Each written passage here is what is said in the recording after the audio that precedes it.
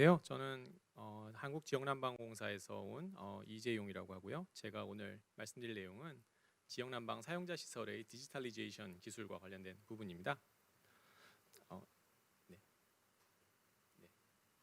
어, 아직 좀 슬라이드 넘기기 전에 말씀드리자면은 지역난방공사 이번 세션 요청을 받으면서 좀 어떤 제목을 가지고 어떤 내용을 얘기해 볼까 말씀드리려고 고민 좀 했었는데, 사용자 시설에 대한 내용도 좀 같이 설명을 드리고, 그리고 요즘 사람들이 관심이 많아지고 있으신 디지털리제이션 기술을 좀 결합해서 어떤 식으로 사용자 시설의 디지털리제이션이 국내와 국외에서 이루어지고 있는지를 좀 설명을 드리려고 합니다. 하지만 이 세션이 제가 보기에는 많은 분들이 많은 레벨에서 들어오실 거로 판단이 되어서 좀 쉬운 내용도 있고, 조금 뒤에는 약간 더 관심 있으실 만한 전문적인 내용도 일부 포함시켜 놓았습니다.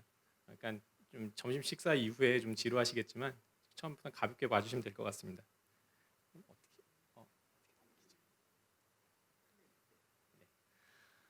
좀 첫 번째 슬라이드가 좀 생뚱맞으실 수도 있겠는데요. 이게 유튜브에 있는 그 영상을 하나 캡처해왔습니다. 영상을 틀지는 않을 건데요. 좀 오래된 아파트에 사시는 분들은 어릴 때부터 보시면은 저 아파트 밑에 있는 좀 특이한 공간들을 다들 한 번씩은 보셨을 것 같아요. 요즘 아파트에는 없는 공간인데, 그거를 어떤 분께서, 유튜버께서 저 도대체 저기에는 누가 사는 걸까라는 영상을 올리셨어요. 근데 저는 이제 뭐 요즘에는 자주 가보니까 알고 있습니다만, 자그마치 1월에 게시된 영상에 370만 뷰를 보셨더라고요. 이게 뭐 BTS의 동영상처럼 뭐 항상 이렇게 연속으로 계속 틀어보는 영상도 아니고 한 번씩 보셨을 것 같은데, 그러면은 거의 우리나라에서 한 300 몇십만 분께서 도대체 이 아파트 지하에 무엇이 있는지 굉장히 궁금해하셨을 것 같다는 그런 의미겠죠. 근데 놀랍게도 우리나라 공동주택의 세대 수가 한 930만 세대니까, 뭐 숫자로 나눠보면 아파트 세 집 중에 한 집에 있는 분이 동영상을 보시지 않았을까? 뭐 이런 생각도 해보는데요. 뒤에 보시면은 좀 밑에 또 작은 숫자 보시면 아시겠지만 740만, 죄송합니다. 네. 네. 더 작은 예, 불과 한 20일 만에도 한 2만 5천 명이 더 보셨어요. 이게 유튜브 조회수 올리는 게 굉장히 어렵다는 걸 아신다면은 이만한 조회수를 보신다는 게 사람들이 그래도 궁금해하신다는 거예요. 일반적으로 생각해 보면은 저기 뭔가 여러 가지 동물들이 많이 살 것 같고, 뭔가 거미줄도 막 많을 것 같은 그런 던전 같은 느낌일 거라고 생각하는데, 사실은 그렇진 않습니다. 밑에 가면은요, 지하실 밑에 가면 아주 깨끗하게 잘 되어 있고요. 거기에 저희 아파트 공동주택을 관리하시는 분들이 업무 시간에 많이 생활을 하세요.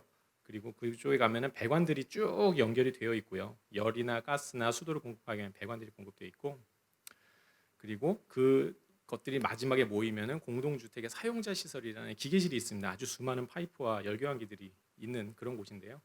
제가 오늘 말씀드릴 부분이 이 부분과 세대로 연결되는 부분이라고 말씀드릴 수 있겠습니다. 1차 측 열공급 설비와 관련돼서는 이미 뭐 오늘 뒤에 세션에서 많은 분들이 또 설명을 해주실 거기 때문에 뭐 길게 설명을 하진 않겠습니다만은, 제가 오늘 말씀드릴 부분은 중간과 오른쪽에 있는 열 사용 설비와 사용자 시설인데요. 일단 공용 자산으로 열 교환기가 있죠. 열 교환기가 있는 기계실이 우리나라에 한 16,000개소 정도 있는 걸로 알고 있습니다. 그리고 그 열 교환기가 있는 곳에서 열을 받아서 세대로 공급되는 그 부분이 있는데요. 전체 세대는 한 300만 세대 정도 되고 있죠. 그쪽에 가면은 뭐 집에 난방을 쓰신다든지 온수를 쓰실 수 있는 그런 개인 자산들이 있습니다. 저기 보시면은 사용자 공용 자산과 사용자 개인 자산이라는 말이 이제 키인데요. 이게 개인의 것이라고 이해하시면 되겠습니다. 아파트 개인의 것입니다. 다른 전기나 가스, 뭐 수도 이런 것들과 좀 다르게 걔네들은 매체를 그냥 바로 소비해 버리는 그런 특성, 유틸리티와 에너지의 특성을 가지고 있는데, 반면에 지역 난방 같은 경우는 특이하게도 매체에다가 에너지를 실어서 보내고 다시 받아온 매체를 다시 받아온 다음에 다시 에너지를 보충해서 보내는 방식이잖아요. 그러다 보니까 다른 설비들에 비해서 굉장히 많은 설비가 필요합니다. 아파트에서 이거를 정상적으로 운영하기 위해서 보시면 기계실에 열교환기 펌프 당연히 있어야 될 거고요. 압력 매체를 실어 보내야 되기 때문에 적정 압력을 항상 유지해야 되기 때문에 PDCV라는 밸브 있어야 될 것이고요. 온도를 유지해야 돼서 또 온도 밸브가 있어야 되고요. 온도 밸브를 유지하려면 또 센서가 있어야 될 것이고요. 센서가 있으니까 또 자동 제어 설비도 있어야겠죠. 마찬가지로 매체 에너지를 실었으면 배관을 통해서 열을 보내야 되기 때문에 난방은 또 바닥을 흘러야 되니까 난방 배관 따로 있고요. 그리고 수도로 수전으로 급탕을 보내기 때문에 급탕 배관 또 따로 있습니다. 거기다가 또 압력을 조절해야 되니까 또 세대마다 압력이 다르지 않게 또 밸브가 존재하죠. 많이들 관심이 많지는 않으시겠지만 아파트 그 싱크대 밑을 열어보면은 분배기가 있잖아요. 그 분배기에 보면은 분배를 조절할 수도 있고 양이 너무 많이 들어가지 않도록 조절하는 각종 기계들이 있습니다. 이렇게 사용자 시설이 지역 난방 공급을 제대로 받기 위해서는 아주 다수의 설비를 제대로 관리하는 게 필요하고요. 이제 이런 부분들이 잘 관리되는 것들이 여러 분야에서 좋은데 이제 그 부분을 오늘 말씀드리려고 합니다. 서론이 좀 길었는데요. 지역난방공사 사용자 시설이 어느 정도 수준이냐 하면은 이거는 이제 지역난방공사에서 주신 데이터를 참조로 해서 만들었는데요. 중앙에서 제어를 하는 방식이 있고 또 일일이 작업자가 기계실에서 아까 보신 기계실 작업자가 수동으로 제어하는 방식이 한 30% 정도 될 거고요. 그리고 제어를 함에 있어서 외기가 추울 때 열을 좀 많이 공급하고 하는 제어 방식을 하는 경우 있고 아니면 진짜 작업자가 뭐 오늘 내일 날씨 보니까 내일 좀 춥겠네. 오늘은 좀 열을 올려볼까? 뭐 이렇게 하는 수동 제어가 한 또 30% 되고요. 그리고 열을 사용하는 곳에서 원격으로 검침을 데이터를 수집해가는 경우가 있고 직접 관리자들이 가서 검침의 지침을 읽어오는 경우가 있습니다. 그게 한 40% 정도 되는 수준입니다.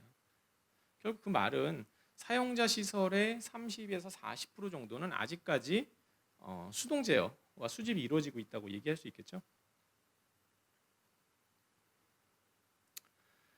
이렇게 좀 이제 아무래도 수동으로 이루어지다 보면은 조금 이제 정밀한 제어가 이루어지기 어려운데 의외로 사람들이 또 잘 모르시는 사실 중에 하나가 열이 굉장히 많이 쓰이는 에너지 중에 하나입니다. 어느 정도냐면은 아파트에서 쓰는 전기 에너지 전체량하고 아파트에서 쓰는 온수, 1년 동안 쓰는 온수 에너지의 양이 동일해요. 에너지의 양으로 동일합니다. 그리고 심지어는 그것보다도 난방 에너지로는 한 4배를 더 많이 쓰고요.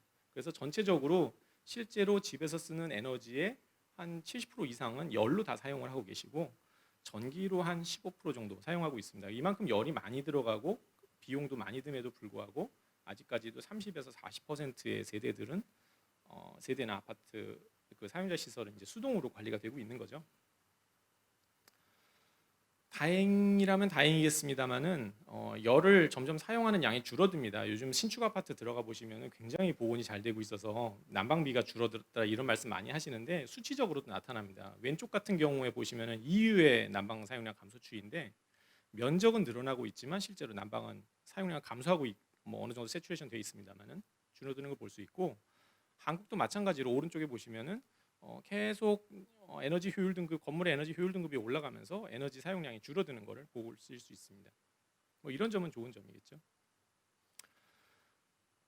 아무래도 지역난방공사의 것이 아닙니다. 이건 사용자의 것이고요. 사용자의 시설들이 이런 식으로 사용자들이 적당히 관리를 하고 있기 때문에 관리 문제가 반복됩니다. 2015년에 고장난 계량기 7,000대, 2018년에 12,000대, 2019년에 3만 대, 2020년에 뭐 2만 3천 대 이렇게 나오고 있잖아요.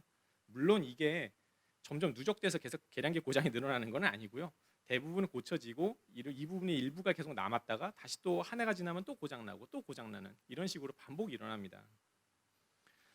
결국 이런 것들을 사용자 시설이 해소할 수 있는 방법이 디지털리제이션과 디지털 트랜스포메이션이 가장 좋은 방법이 될 텐데요. 이런 것들이 얼마나 효과적으로 대응될 수 있는지에 대해서 몇 가지 사례들을 소개시켜 드리려고 합니다. 우선 디지털리제이션과 관련된 전후 단계를 먼저 조금 설명을 간단히 드리자면요. 일단 1990년대에 대부분 일어났던 디지타이제이션이 그 시작입니다. 일단 다 디지털화하는 거죠. 레코드판, LP판이 CD가 되고 하는 것들이 다 디지타이제이션이라면 디지털리제이션은 디지털 정보를 이용해서 무언가 해본다 라면은 디지털리제이션이라고 얘기할 수 있을 것이고요. 디지털 트랜스포메이션은 그 디지털화된 정보 이상을 넘어서 거기서 가치를 추가적으로 창출하는 거라고 저는 이해하고 있습니다. 이게 이제 왜 이런 일들이 이제 갑자기 급격히 진전됐는지 생각해 보면은 이제 센서가 많이 싸졌고요. 그리고 ICT 기반의 여러 가지 기기들이 굉장히 저렴해졌고 해서 수집 주기도 단축되고 그리고 사람들이 여러 가지 기법들이 개발되면서 데이터 리터러시가 많이 증가했습니다. 그러면서 새로운 기법들을 적용하면서 이제 디지털리제이션이 점점 가속화되고 있는데 그래도 디지털리제이션과 디지털 트랜스포메이션의 차이가 좀 불분명합니다만 저는 어떻게 디파인하고 있냐면은 어떠한 정보, 디지털 정보가 있으면은 그거를 찾아서 그러니까 그걸 가지고 이용해 보겠다고 하면 디지털리제이션 정도의 수준에 머물러 있는 것이고 정보가 없으면 디지털화해서 만들거나 다른 디지털 정보를 결합해서 무언가를 추가로 밸류를 창출해내려고 하는 사람들이라면은 디지털 트랜스포메이션의 단계를 이해하고 있는 걸로 생각할 수 있다고 저는 생각합니다. 전 세계적으로도 디지털리제이션이 점점 그 상승 추세로 가는 걸 볼 수 있고요. 오른쪽에 이제 독일의 자료를 보시면은 전체적으로 다 디지털리제이션을 얘기하고 있지는 않습니다. 저거는 이제 거의 디지털 트랜스포메 5단계 정도 가면 디지털 트랜스포메이션의 단계라고 볼 수 있고 한 3단계, 한 1, 2단계 정도 디지털 인터프레테이션 정도가 디지털리제이션인 거라고 저는 생각하고 그 다음에 3, 4, 5단계 이해하고 포캐스팅에 상용하는 것들이 결국 디지털 트랜스포메이션이 되겠죠. 정부에서도 요즘에 이런 부분들을 굉장히 강조를 하고 있습니다. 불과 몇 년 전까지만 해도 AICBM이라고 했던 부분들이 이제는 디지털 네트워크 AI라는 DNA로 재편되는 고도화를 추진하도록 계속 이제 푸시업을 하고 있고요. 그걸 위해서 금년에는 이제 문재인 대통령께서 디지털 뉴딜하고 그린 뉴딜이라는 큰 두 가지의 이제 로드맵을 보여주고 있으신데 그 중에서도 이 중에 저희 사용자 시설의 디지털리제이션과 관련된 부분은 뭐 생태계를 강화한다든지 SOC 디지털화 그리고 인프라를 전환하는 그래서 생태계를 구축하는 방식들이 디지털 뉴딜과 그린 뉴딜에 골고루 이제 분포가 되어 있습니다. 이런 것들이 여기서 나오는 아이템들이 결국 사용자 시설의 디지털화를 이제 촉진시키게 될 텐데요. 정부가 열심히 노력은 하고 있지만 정작 그 이거를 촉진시키는 그 더 가속화시키는 요소는 여기 보시는 것처럼 코비드입니다. 코비드가 보시면은 마이크로소프트의 사티아 나델라 회장이 얘기한 것처럼 디지털 전환이 생각보다 사람들의 인식을 바꾸는데 아직까지 조금 저항이 있는 건 사실이에요. 이게 쉬운 것도 아니고요. 그렇지만 코비드가 이루어지면서 뭐 대면 검침을 할 수 없다든지 여러 가지 이제 일들이 벌어지면서 점차적으로 디지털이 변환돼 갔던 것들이 굉장히 빠르게 지금 전환이 되고 있습니다. 그래서 이렇게 빠르게 전환되는 디지털 전환 시점에 다른 나라들이 어떤 사례를 가지고 이거를 적용을 하고 어떻게 하면 효율을 향상시키고 있는지를 간단히 뒤에서는 좀 소개시켜 드리려고 합니다. 그 전에 먼저 하나 말씀드려야겠네요. 디지털리제이션이 근데 저렇게 빨리 변환되고 있는데 데이터가 부족하니까 수요 예측에 오류가 일어납니다. 왼쪽 그래프 같은 경우에는 검은색 그래프로 추정을 해왔지만 실제로 그 시점부터 계속 추정은 파란색이죠. 파란색으로 추정을 상승하는 것처럼 추세를 추정해왔지만 실제로는 검은색의 그래프를 따라서 왼쪽처럼 계속 수요는 변해왔습니다. 결국 수요 예측이 다 틀렸다는 얘기인데요. 그게 결국에는 신재생이 도입되고 경제 구조가 바뀌고 에너지 효율이 바뀌어서 그런 일들이 생기는 것들이고요. 오른쪽에 보시는 것처럼 아까 보여드렸듯이 사용자 시설의 30-40%는 아직까지 디지타이제이션, 그러니까 첫 번째 단계도 도달하지 못한 상황이라고 이해를 해야 됩니다. 아직까지 데이터가 적으니까 예측 능력이 떨어지고 그걸 위해서 더 많은 데이터가 필요한 상황이겠죠. 이 부분은 넘어가겠습니다. 시간이 한 이제 6분 정도 남았는데요. 에너지의 디지털리제이션을 달성하기 위해서는 사실 5개의 부분에서 고르게 그것들이 이제 연계가 돼야 됩니다. 하지만 오늘은 제가 맡은 부분은 이제 분배나 소비와 소매 부분에 한정되기 때문에 결국 이 부분에서 이루어지는 부분들은 어떻게 보면 이 중에서 뭐라고 표현해야 될까? 요금 부분, 능동적으로 에너지 사용자들이 소비하는데 능동적으로 에너지를 관리할 수 있도록 도와주고 스마트 수요에 반응할 수 있도록 해주고 뭔가 더 커넥티비티를 강화해서 더 빨리 확인할 수 있도록 해주고 그런 것들이 이제 스마트 홈과 결합하면 아주 완벽할 텐데요. 이제 그런 부분들에 또 하나 잊지 말아야 될 아이템은 사이버 보안 부분이 또 있겠습니다. 이제 이런 부분들 요소에 사실 분배나 소매나 소비 부분에 있어서 해야 될 일들이 많은데 아직까지 해야 될 일이 많으니까 제 입장에서는 좋은 일이겠죠. 몇 가지 사례 소개드리고 마무리 짓겠습니다. 영국 같은 경우에는 일반적으로 이건 이제 보시면은 아비조라고 있는 게 맞겠죠. 어떻게 보면 뱀스의 시스템이라고도 볼 수 있는데 조금 더 특이하게 디지털리제이션을 하기 위해서 다른 데서 차용해온 뭐 날씨 정도야 뭐 일반적으로 하지 않겠습니까? 소셜 미디어 데이터 기반의 분석까지도 데이터에다가 넣어서 어, 에너지 유틸리티를 절약할 수 있는 분석의 정보를 제공한다고 합니다. 뭐 저는 들어가서 볼 수는 없었겠지만, 야 나 오늘 여행 간, 나 이제 내일 여행 간다, 3박 4일 여행 간다, 뭐 이런 걸 올리게 되면은 아 이제 그 집에서 데이터 뭐 에너지가 끊어져야 되는 거를 미리 예측한다든지 할 수 있겠죠. 이제 그런 식으로 하는 것들이 상상 속에서만 있었던 것들이 실제 서비스로도 연결될 수 있도록 하는 그런 부분들이 이제 시작되었다고 볼 수 있고요. 영국의 그리드 엣지에서 나온 것들은 이것도 어떻게 보면 일반적인 그냥 뱀스의 기술에 더 가깝다고도 얘기할 수 있겠습니다. 하지만 제가 이 그림 여기에 굳이 이 업체와 그림을 넣은 이유는 저기 미터라는 동그라미가 굉장히 크게 강조되어 있어서 그런데요. 결국에는 미터링을 잘해서 그것들이 엣지단의 정보를 모아서 처리할 수 있도록 함으로 인해서 최적화와 수요 시장에 참여가 가능하도록 만드는 것들이 결국 사용자 시설 디지털리제이션의 뭐 굉장히 높은 단계가 될 거라고 생각하기 때문에 이걸 포함시켰습니다. 결국 이렇게 되는 경우에 보시면은 연간 에너지 10% 이상 절감을 할 수 있고 CO2도 40%까지 감소가 가능한 걸로 이제 안내를 하고 있습니다. 독일 같은 경우는 어떻게 하고 있냐면은 독일은 공적 자금을 투입하고 있어요. 에스코 업체들을 동원을 해서 하고 있는데 1억 유로 정도를 하고 있고요. 디지털리제이션을 이용한 서비스를 하는 경우에 절감 효과가 판정이 되면은 그거에 대한 이제 돈을 이제 다시 회수할 수 있도록 만들어주고 있는데요. 전기 에너지를 절약해 하는 경우에 28센트, 난방 에너지 절약할 때 5센트, 그리고 1차 에너지 절약할 때 4센트. 거기다가 엑스트라로 스마트 미터 등의 정보를 활용하는 경우에는 2센트를 추가로 더 해주는 겁니다. 우리나라도 뭐 ERS 사업 같은 경우가 조금 이거는 좀 다르긴 합니다만은 어쨌든 다른 나라들은 공적 자금을 투입함으로라도 이제 디지털리제이션을 가속화하도록 이제 준비를 하고 있다고 이해하셔야 될 것 같고요. 덴마크 같은 경우는 워낙 이제 집단 에너지나 이런 것들이 잘 활성화되어 있는 곳이고 서비스도 잘 되어 있습니다. 거기서 이제 리닛이라는 업체가 있었는데 덴포스가 인수를 했거든요. 리닛이라는 업체는 무엇을 하는 데냐면은 사용자 시설의 수요 예측하고 최적화를 도와주는 소프트웨어를 만드는 업체입니다. 그 업체에서 설치를 해놓고 한 2주간 데이터를 어떻게 사용하는지나 기상 정보가 어떤지를 쭉 학습한 다음에 그다음에 운전을 도와줄 수 있는 뭐 직접적으로 제어까지 하는지는 정확치 않습니다만 운전을 도와줄 수 있는 여러 가지 제안들을 해주는 걸로 알고 있고요. 그것들을 통해서 왼쪽에 있는 그림처럼 피크 부하를 감축하거나 오른쪽에 있는 것처럼 원래는 파란색으로 온도가 떨어질수록 환수 온도도 같이 올라가는데 환수 온도를 잘 제어해서 온도가 더 낮아져도 환수 온도가 올라가지 않도록 하는 방식으로 해서 에너지 부하도 감축하는 여러 가지 서비스를 구현하고 있습니다. 캠스트럭 같은 경우는 유럽의 굉장히 미터링 큰 업체인데요.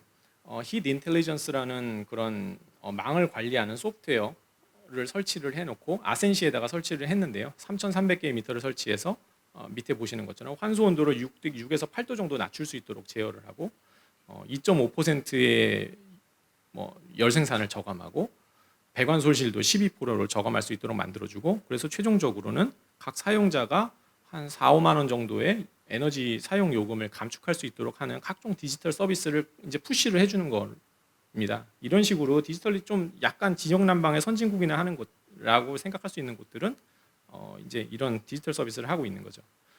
마지막으로 사용자 시설에서 디지털리제이션과 관련해서 지역난방공사가 하는 역할도 한번 소개시켜드리는 게 좋을 것 같은데 조금 이따가 최지훈 차장님께서 말씀드리겠지만 한남맵이라는 거를 이제 운영을 하고 있습니다. 자체적으로 밸브나 사용자 시설의 종합 관리를 하고 있는데 이것들은 이제 지금까지 되어 있는 어떻게 보면 자체 시설의 디지털리제이션일 거고요. 그것과 이외에 지역난방공사와 저희 연구원이 같이 수행하고 있는 스마트 미터링 같은 것들이 조금 더 한남맥과 결합을 하게 되면은 완벽하게 수요단부터 생산단이 연결된 종단 간이 연결되는 디지털리제이션이 가능한 걸로 생각을 합니다. 정리하자면 에너지 분야의 디지털리제이션은 이제 대세입니다. 이거는 뭐 꺾을 수 없는 흐름이고요. 그것들을 위해서 제일 중요한 것은 결국 데이터고요. 근데 지역난방공사의 디지털리제이션이 아직까지는 좀 부족합니다만은 한 30, 40% 아직 수동이 되고 있습니다만 지역난방공사도 많이 노력을 하고 있고요. 또 새로운 디지털리 종단 간의 데이터를 연결할 수 있는 어떠한 그런 연구 과제들도 지속적으로 수행을 하고 있기 때문에 기대를 하고 있고 그런 것들은 많은 유럽의 사례나 이런 부분들을 참조했을 때 어떤 효과, 예를 들어서 한 3에서 한 5% 정도는 쉽게 절감할 수 있는 그런 효과들은 확보할 수 있을 것으로 그렇게 기대하고 있습니다. 오늘 발표는 여기까지 준비했습니다.